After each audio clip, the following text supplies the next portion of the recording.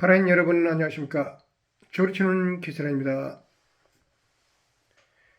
탈세계화와 미중 패권 충돌이 심화되고 있는 국제 정세의 흐름 속에서 오늘은 가장 바람직한 카라인의 미래 세계를 고민하는 시간을 가져보겠습니다. 문제는 중국의 미국에 대한 패권 도전은 돌이킬 수 없는 노드무브로서 확고해졌다는 것입니다. 그것은 중국뿐만 아니라 미국의 입장에서도 상호 작용 반작용에 의해 필연적인 충돌이 불가피하다는 데 있습니다. 다시 말해 지금 당장 중국을 주저앉히지 못하면 미국은 중국에게 세계 패권을 내줘야 하는 국면에 몰리게 된다는 데 그 문제의 본질이 있습니다. 미국에게는 그렇게 시간이 많아 보이지 않습니다. 이러한 흐름은 지구의 종말이 오기까지 한국인, 아니 카라인이 짊어지고 가야 할 숙명처럼 보입니다. 미국 중심의 해양 패권과 중국, 러시아라는 대륙 패권 사이에 반도와 열도 형태로 공통으로 끼어 있는 그 지정학, 그리고 과밀한 인구와 부존 자원의 부족, 이라는 면에서 볼 때 한국인과 일본인은, 즉 카라인은 공통의 전략적 지침을 가져야 합니다. 이에 우리 카라인에게는 영원한 지정학적 반석, 즉 미래 역사의 확고한 전략적 토대를 고민해야 하는 과제가 주어진 것입니다. 오늘은 바로 이 과제에 대한 답을 찾아보고 그 그림을 그려보는 시간이 되겠습니다.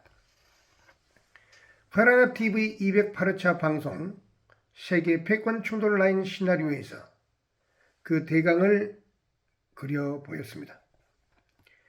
그 방송에서 보인 그 시나리오들의 변화 가능성에 가장 큰 영향을 미칠 요인은 무엇이라고 보십니까? 우크라이나 전쟁일까요? 아니면 현재 막스화되는 북한의 핵미사일일까요? 아니면 서남아시아에서의 사우디와 이란의 갈등일까요? 제가 보기에는 그런 것들이 결정적인 요인이라고는 보지 않습니다. 그것들은 그 패권 충돌 라인을 이동시킬 정도의 강력한 요소들이라고 생각되지는 않는다 얘기입니다. 그럼 무엇이겠습니까? 이제 타이완의 운명이 바로 그것이라고 저는 자신 있게 말합니다. 타이완의 운명. 도대체 그것이 무엇이기에 그토록 치명적인 사건으로 보이는 것일까요? 타이완의 운명은 다음과 같은 경로로 국제정치의 지각판에 급속한 변형을 초래할 것이기 때문에 저는 그런 식으로 인식하는 것입니다. 만약 중국이 타이완을 병합하는 사건이 벌어지면 그것은 곧 미국의 대중방어선이 급속도로 후퇴한다는 것을 의미합니다. 일본, 괌, 필리핀을 라인으로 하는 방어 라인선으로 태평양에 미국의 대중방어선이 변모한다는 의미입니다. 남중국해를 중국이 장악하게 될 것이고, 동시에 말레카 해협이 위협을 받게 될 것입니다. 이리 되면 서태평양에서의 미국의 위상이 흔들리고 그와 같은 국면을 지켜보고 있는 유라시아 대륙의 해양권에 있는 인도 태평양 지역의 국가들은 심하게 동요하게 될 것입니다. 일본, 괌, 필리핀이 대중 라인이 되어난 서태평양에서의 미국의 위상이 흔들리게 되고, 더 나아가 반대로 중국의 위상이 강화될 것입니다. 유라시아 해양 변경 국가들이 동요하게 되고, 당연히 한국과 일본의 무역과 자원 에너지 루트에 대한 고민이 매우 깊어지게 될 것입니다. 이리 되면은 한국과 일본 내의 여론이 동요하고, 그에 따라 선거 때를 맞이하여 정치 지형이 급변하게 될 것입니다. 급변하게 동요하고 바뀔 것입니다. 이것은 미국에게는 결코 유리한 국면이 아닙니다. 특히 한국인의 정치 지형과 여론이 급변할 가능성이 급상승하게 될 것입니다. 일본의 식민지 경험인 한국인들은 빠른 속도로 반일 정치 선전에 열을 올리고 탈미 여론이 비등하게 될 것입니다. 이 결과는 한미일 삼각동맹의 붕괴를 초래할 가능성이 매우 크며 그 연장선상에서 일본 내 여론도 점차 친중으로 선회하는 그런 결과를 보일 것입니다. 그 이유는 일본인들이 동아시아에서 한국이 중국으로 붙은 상황에서 소외되거나 외톨이가 되는 그런 상황이 매우 불안하게 느껴질 것이기 때문입니다. 이리 되면 동북아시아가 반미 추방 전쟁과 내단, 그와 같은 아수라장의 국면으로 접어들 공산이 매우 큽니다. 한편 동남아시아의 도서 국가들 또한 한국과 일본이 중국으로 기울었기 때문에 그 영향력의 동아시아에서의 영향력이 훨씬 더 중국의 유리한 쪽으로 전개됨에 따라 동남아시아의 도서 국가들도 반미 저항 노선으로 급선회하게 되는 것입니다. 서태평양에서의 미국 패권의 후퇴와 호주에 대한 위협이 강화될 것입니다. 그 결과 더 나아가 호주가 중국에 대해 굴복하는 사태도 발생할 수가 있습니다. 서태평양에서의 미국의 패권이 소멸하는 시나리오는 바로 이와 같은 도미노와 같이 진행될 공산이 큽니다.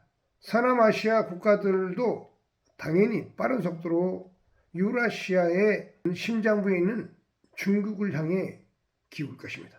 이러한 현상들이 도미노처럼 유라시아와 태평양을 휩쓸어 갈 것입니다. 이와 같은 것이 바로 타이완이 중국에 떨어지면 발생할 수 있는 가상 시나리오들입니다. 물론 미국이 무기력하게 속수무책으로 이러한 현상이 확산되도록 방치는 하지는 않겠죠. 하지만 분명한 것은 타이완이 중국에 떨어지면 그 단초가 제공된다는데 의미가 큰 것입니다.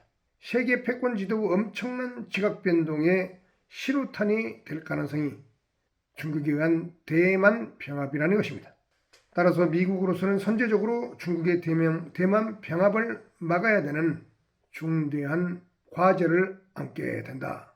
이런 얘기가 되는 것입니다. 더 나아가 미국이 두 다리를 쭉 펴고 잠을 잘 수 있기 위해서는 현재의 상태가 아니라 중국을 멈춰 세우고 붕괴시켜야 하는 그런 강박적인 상황에 놓여 있다는 것도 볼 수 있습니다. 그렇지 못할 경우 장기적으로 중국은 미국을 집어삼킬 가능성이 커집니다.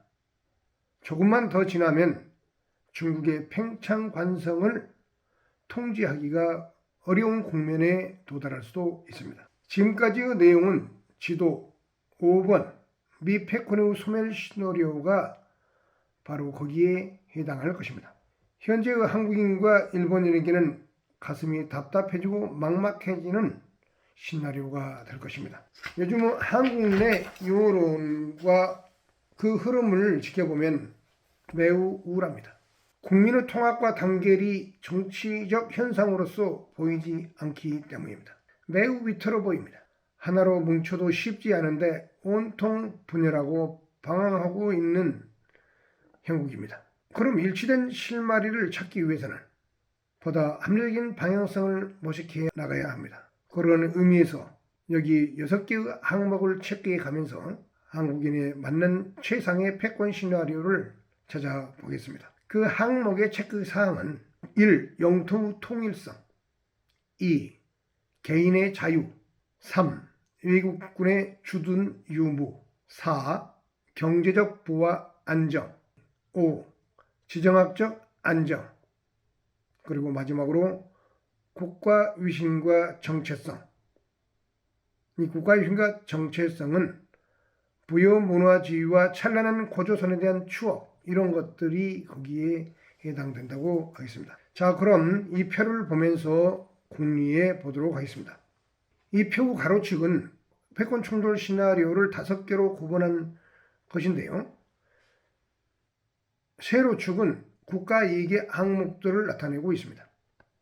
각 항목에 대한 점수는 상, 중, 하로 나눠서 상은 10, 중은 5점, 하는 0점으로 구분해서 각 시나리오별로 점수를 매겨보았습니다.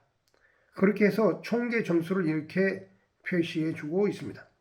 여기 현상 유지를 기준으로 좌측을 성취하려면 친미 리스크 테이킹, 우측으로 나가면 친중 리스크 테이킹이 되겠습니다. 자, 그럼 보다 구체적으로 항목들을 짚어 나가겠습니다. 먼저 친미 쪽을 알아보고 나중에 친중 쪽을 살펴보도록 하겠습니다. 현상 유지, 자유통일, 만주 자유라인, 미국 패권 소멸, 적화 통일 순서로 항목을 체크해서 설명하겠습니다. 그럼 먼저 현상 유지부터 들어가겠습니다. 현상 유지는 현재의 휴전선 라인으로 영토 통일성 측면에서 분단되어 있으니까 0점, 자유주의 체제니까 10점, 미국군이 한국에 주둔하고 있으니까 0점, 경제적 부와 안정성은 한국이 10대 무역국에 부유한 나라니까 10점일 것 같은데 이거는 5점만 줬습니다. 지정학적 안정은 0점. 지정학적으로 안정적인 건 아니죠. 국가 위신과 정체성 측면에서는 5점. 통일되지도 않았고 한국인의 역사적 뿌리에 대한 역사 교육에 있어서도 완성도가 떨어집니다. 그래서 5점. 그래서 총 개 20점. 그 다음 자유통일 라인은 압록강 두만강 라인이 되겠습니다. 그러니까 남한에 의해서 북한이 자유주의 통일되는 상태죠. 영토 통일성은 통일되니까 10점. 개인의 자유는 자유주의 통일이니까 10점. 그런 상태에서 미군이 당연히 주둔할 수밖에 없으니까 이것은 별로 좋은 것이 아니니까 0점. 외국군 주둔은 0점. 경제적 부의 안정은 이거는 10점 좋습니다. 지정학적 안정은 현상 유지보다는 좀 나은 거라서 5점 주었습니다. 국가 위신과 정체성은 이 정도가 되면은 한국인들이 보다 파워와 국제적 위신과 그 다음에 역사적인 아이덴티티가 분명하게 정립되는 그런 상태가 될 것입니다. 10점. 총계 45점. 그 다음에 만주 자유화 라인은 옛날에 고구려 발해 지역에 통일 한국의 지배를 받는 나라가 서는 게 아니고 만주 지역에 자유공화 체제가 들어선다는 것입니다.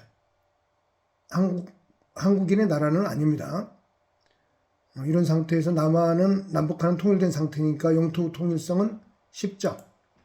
개인의 자유도 자유주의 체제니까 10점.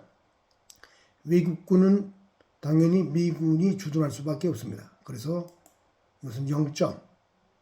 외국군이 주둔한다는 것은 그렇게 좋은 건 아니지만은 그것이 개인의 자유주의 체제라는 것과 상쇄된 면이 있는 그런 측면이 있는 거죠. 경제적 부와 안정은 당연히 10점. 지정학적 안정은 당연히 10점.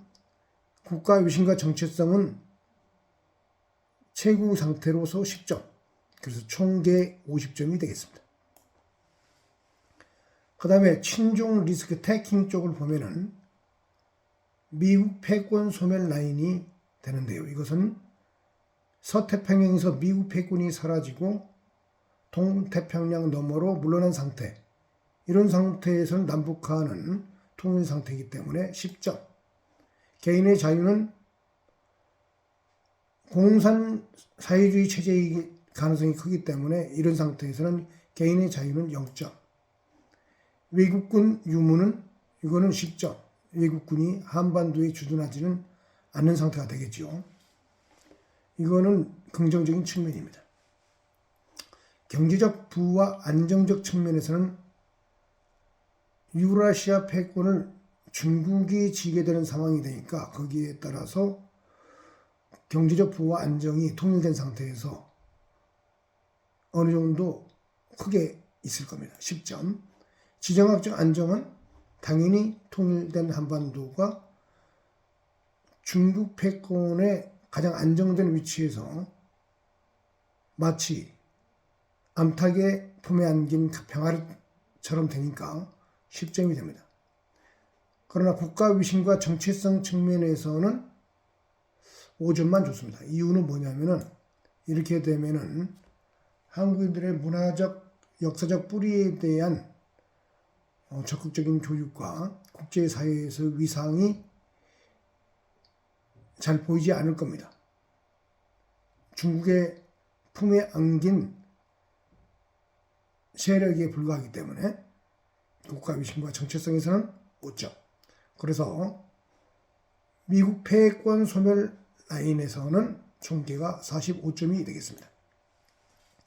그 다음에 마지막으로 적화 통일 라인. 이것은 스시마 해협, 대한해협을 사이에 두고 일본과 공산 체제의 사회주의 체제의 통일된 한반도가 적대하는 상태이고 미국이 일본 열도에 존재하는 상태의 통일입니다. 영토 통일성 측면에서는 당연히 통일된 상태니까 10점. 개인의 자유는 사적 자치가 인정이 안 된 상태이기 때문에 이것은 0점. 공산 전체주의 현재의 북한 체제가 연장된 그런 상태이기 때문에 0점. 외국군 유무는 당연히 외국군은 주둔하지 않을 겁니다. 중화패권에 가장 가까운 위치에서 외국군의 주둔이 필요 없기 때문입니다. 10점. 경제적 부와 안정은 공산체제, 사회주의 체제이기 때문에 자유와 개방성과 투명성 이런 측면이 좀 결여된 상태로서 5점을 주었습니다. 지정학적 안정은 당연히 안정되기 때문에 10점 줄 것 같은데 아직 일본의 미군이 주둔하기 때문에 이건 지정학적으로 좀 불안정한 상태에 있기 때문에 5점. 국가 위신과 정체성은 중화패권의 품에 들어갔기 때문에 국제적인 위상이 눈에 잘 안 보일 겁니다. 그래서 5점. 그래서 총계 35점이 되겠습니다. 이런 식으로 각각의 패권 충돌 라인의 위치에 따라서 총계 점수를 내보면은 가장 높은 게 만주 자유화 라인. 그런 상태에서 카라 연합이 완성된 상태 50점이 되겠습니다. 그보다는 지정학적인 안정성이 좀 떨어진 상태. 거기에도 카라 연합이 이루어져야 합니다. 45점. 미국 패권이 소멸해서 중화패권이 서태평양을 완전히 지배한 상태도 45점에 해당합니다. 그 나머지는 점수가 떨어지고요. 그래서 자유통일과 미국 패권 소멸이 45점이고 만주 자유화 라인 정도가 가는 게 50점. 전체적으로 봤을 때 한국인들이 친미 리스크 태킹을 했을 때 점수가 높다는 것을 알 수 있습니다. 이 항목들 중에서 가장 중요한 것을 꼽으라면 한국인들은 자유주의 체제의 현대적 이념을 첫째로 꼽아야 합니다. 그리고 영토 통일성, 그리고 경제적 보호와 안정, 지정학적 안정, 그리고 국가 위신과 정체성이 고양되는 이런 상태가 가장 좋은 한국인에게 좋은 세계 패권 9 시나리오가 되겠습니다. 참고로 만주 좌유화 라인과 비교해서 일본 제국과 만주국 시대의 항목을 한번 체크해 보도록 하겠습니다. 일본 제국과 만주국 시대에는 영토 통일성 측면에서는 10점. 왜? 한반도가 분단되지 않고 일본 열도와 한반도가 하나로 통합되어 있고 그 북쪽에 만주국이 서 있었기 때문에 영토 통일성 측면에서는 10점. 개인의 자유 측면에서는 5점을 주겠습니다. 혹자는 0점을 줘야 되지 않나 그렇게 생각하지만 당시가 근대 민법이 성립하고 사적 자치 원칙이 존중되어서 자유로운 민간의 경제 활동이 가능했기 때문에 개인의 자유의 측면에서는 일정 정도 허용되었다. 한국인들에게 다만 정치적인 자유, 참정권이랄지 피선거권 이런 것들이 제한되었다는 것. 그걸 제외한 자유는 존재했다. 그래서 개인의 자유 측면에서는 5점. 사적 자치 원칙에 따르는 근대 민법에 입각해서 사회가 돌아갔다. 외국군 유무 측면에서 당연히 0점이죠. 한반도와 만주 지역에 일본군이 주둔했기 때문에 한국군의 입장에서는 외국 군대가 주둔한 측면이 있기 때문에 가장 아랫단에 해당하는 하 0점에 해당하겠습니다. 경제적 부와 안정의 측면에서는 10점을 주겠습니다. 오늘날과 비교해서는 수준이 떨어졌지만 당시가 근대 민법에 기초한 만주와 한반도 일본 열도가 하나의 경제 블록으로 묶여 있었기 때문에 상당한 수준의 경제적 부와 안정을 추구해 나갈 수 있는 환경이었다. 지정학적 안정성도 만주국을 북방의 방어적 교두보로 하면서 한반도와 일본 열도가 안정을 취하고 있었기 때문에 10점을 주겠습니다. 국가 위신과 정체성의 측면에서는 한국인이 일본의 식민지로 살았기 때문에 당연히 0점이 되겠죠. 그러니까 정치적 참정권과 정치적 자유가 주어지고 국가의 자치권이 존재했다면 이 0점이 아닐 수가 있다. 오히려 만주 자유화 라인과 유사한 그러한 점수 10점을 받을 수 있지만 일본 제국과 만주국 시대에는 어찌됐든 조선인은 일본의 피지배 식민지인이었기 때문에 0점을 매기도록 하겠습니다. 이 전체를 합산해 보면 35점이 나옵니다. 만주 자유화 라인의 50점에 비해서는 15점이 떨어지지만 아주 낮은 점수는 아니다. 이렇게 평할 수 있겠습니다. 이것이 일본 제국과 만주국 시대를 국가이익의 측면에서 항목을 체크했을 때 나오는 점수가 되겠습니다. 이 결과를 총계 점수를 내보면 여기 아래와 같습니다. 최고 점수는 친미 리스크 테이킹 쪽이 높게 나왔다는 것을 알 수가 있습니다. 이런 결과로 볼 때 우리 한국인은 이 방향으로 신념을 강화하고 역사의 배팅을 해야 합니다. 좌고 우면의 기회주의적 전략이 아니라 강력한 신념에 바탕한 국론의 일치 단계를 요구하고 있는 것입니다. 오늘 현재 한국인은 그런 역사의 변곡점과 순간에 처해 있습니다. 여기 빨간 박스 안을 보십시오. 외국군의 주둔이라는 불편함에 대한 대가로서 개인의 자유, 즉 자유민주주의 체제라는 진보된 보편적 가치에 대한 추앙이 이 놀라운 결과의 핵심인 것입니다. 그리고 바로 여기 역사적 뿌리와 정체성에 대한 강한 의지가 이런 방향타를 이 표로서 명령하고 있는 것입니다.